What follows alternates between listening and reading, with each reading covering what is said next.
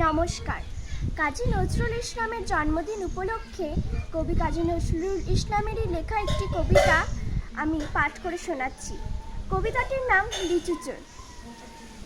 বাবুদের তাল হাবুদের ডাল, সে কি বাস করলো তারা, বলে থাম একটু দাঁড়া।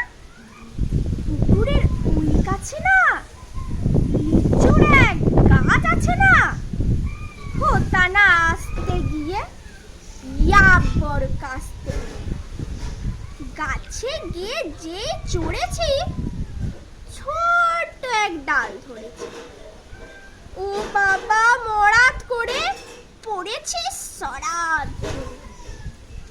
পড়বি পর মালির ঘাড়ে, সে ছিল গাছের আড়ি।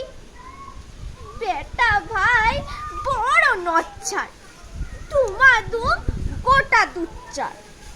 দিলে খুব কিলো ঘুষি, একদম জোরসে ঠুসি। আমিও বাগিয়ে থাপড়, বেহাওয়া চাগিয়ে কাপড়। লাফিয়ে নিম্ন দেয়াল, দেখিয়ে ভিটে সে। আরে থাক, শেয়াল কোথা, নীলটা দাঁড়িয়ে হোতা। দেখে যেই আতকে ওঠা, কুকুরে জুড়িল ছোটা। আমি কই কম্ম কাবার, কুকুরেই করবে সাবার। বাবা গো মা গো বলে পাঁচিরের ফকল গলি। ঢুকি গে বস্তির ঘর, যেন প্রাণ আসলো।